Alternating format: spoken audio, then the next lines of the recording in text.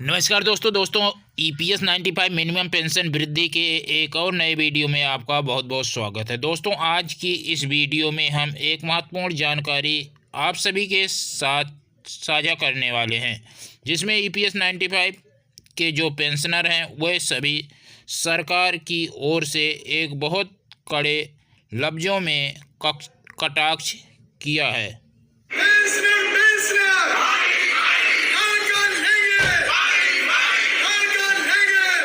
EPS 95 के जो pensioner हैं वह सभी सरकार की ओर से एक बहुत कड़े लफ्ज़ों में कटाक्ष किए। इतने कड़े शब्द में तो कभी किसी ने कटाक्ष नहीं किया जितने कड़े शब्दों में ईपीएस 95 पेंशनरों ने कटाक्ष किया। भारत सरकार और ईपीएफओ के रवैये के प्रति ईपीएस 95 पेंशनरों ने ये कटाक्ष किए। तो दोस्तों आज इसी की जानकारी आप सभी के साथ साझा करेंगे और वीडियो बहुत ही महत्वपूर्ण होने वाली है। तो दोस्तों अगर इस चैनल पर नए हैं तो चैनल को सब्सक्राइब कर लेंगे और वीडियो को लाइक कर देंगे। अगर आप एक ईपीएस 95 पेंशनर हैं, आप इस तरह के कटाक्ष देखते हैं तो आपकी भी पता चलेगा कि ईपीएस 95 पेंशनरों में कितना दर्द भरा हुआ है, कितना रोष भरा हुआ है सरकार के प्रति। दोस्तों आइए बिना समय बिताए वीडियो को स्टार्ट करते हैं। तो दोस्तों देख सकते हैं बहुत ही सुंदर विचार हैं आपका माननीय प्रधानमंत्री जी। आपकी कोई गलती नहीं है, आपकी पार्टी बीजेपी या कहें एनडीए ने गलती करना सीखा ही नहीं है। संगठित या असंगठित क्षेत्रों के सेवानिवृत्त औद्योगिक कामगारों की न्यूनतम पेंशन की मांग को आपने बहुत सोच समझकर खारिज कर दिया है।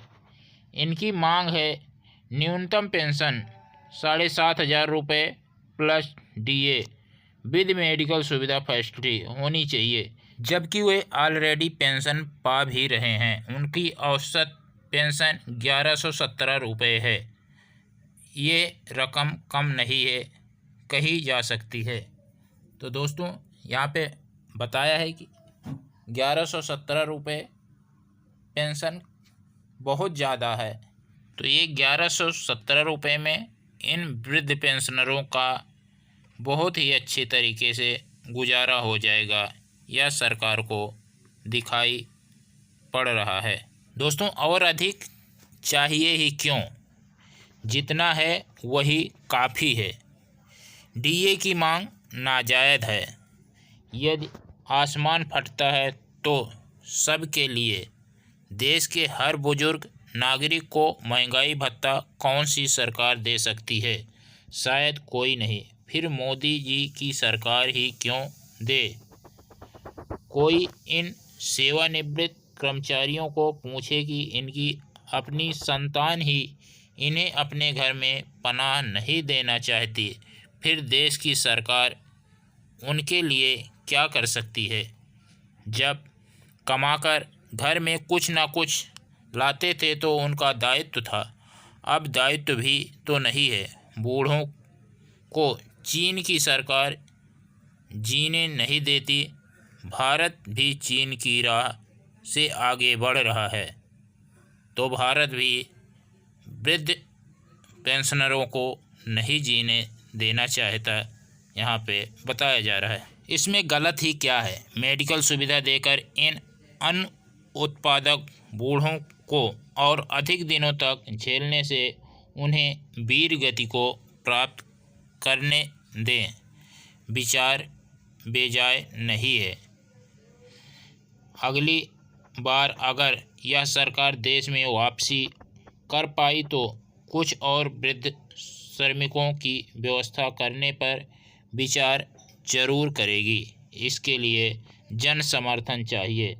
सरकार जनता में जागरूकता पैदा करना चाहती है। तो दोस्तों आप देख सकते हैं इन वृद्ध पेंशनरों में कितना रोष भरा हुआ है सरकार के प्रति, क्योंकि सरकार ने बार बार इन वृद्ध पेंशनरों को आश्वासन दिया, लेकिन सरकार ने इनका आश्वासन पूरा नहीं किया, जबकि मोदी सरकार कहती हमारी गारंटी है। तो मोदी जी भी 2 बार इन वृद्ध पेंशनरों से मुलाकात किए, लेकिन इन वृद्ध पेंशनरों के मोदी जी भी नहीं पूरा किए मांग। इन वृद्ध पेंशनरों में बहुत ही रोष भरा हुआ है, बहुत ही गुस्सा है। लोकतंत्र में सांसद और विधायक बहुत महत्वपूर्ण होते हैं। उनकी सेवा भले ही 5 वर्ष की होती है, उन्हें प्रत्येक टर्म की सेवा के लिए अलग अलग पेंशन देना जरूरी है, वह भी जीवन पर्यंत पेंशन और सुविधा प्रदान करना कृतज्ञ राष्ट्र है।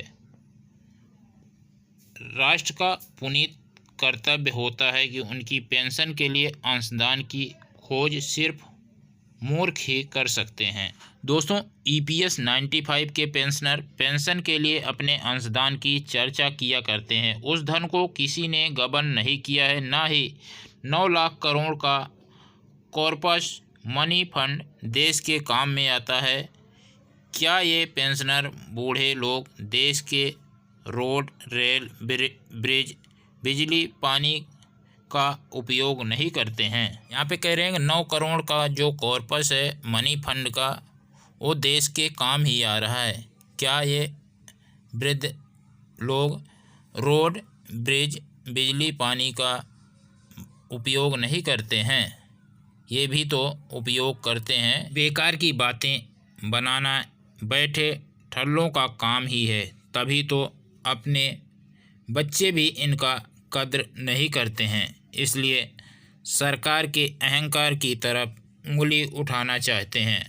अगर देश की सरकार के मंत्रियों को भी अहंकार नहीं होगा तो क्या इन नंगे भूखों कब्र में पैर लटका रहे कल के बूढ़े कामगारों को होना चाहिए? यहाँ पे बताया गया है कि यहाँ पे मंत्रियों को घमंड नहीं होगा, सरकार को नहीं होगा, तो क्या इन भूखे कब्र में लटके हुए बूढ़ों को घमंड होगा?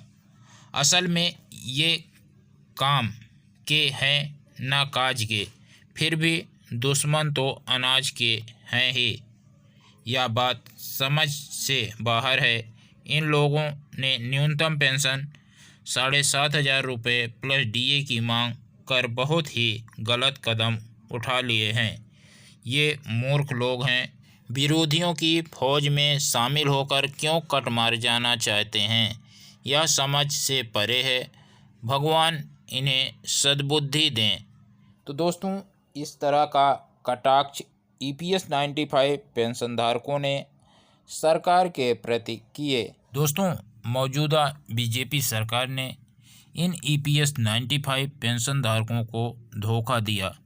इनको बार बार आश्वासन देते रहे। ये वृद्ध पेंशनर इनका आश्वासन पर भरोसा करते रहे, लेकिन इन वृद्ध पेंशनरों की मांगों को पूरा नहीं किया गया। तो दोस्तों, ये थी लेटेस्ट अपडेट। दोस्तों, ये जानकारी यदि पसंद आई तो वीडियो को लाइक करेंगे, चैनल पर नए हैं तो चैनल पे सब्सक्राइब कर लेंगे। मिलते हैं नेक्स्ट वीडियो भी के लिए। धन्यवाद। जय हिंद, जय भारत।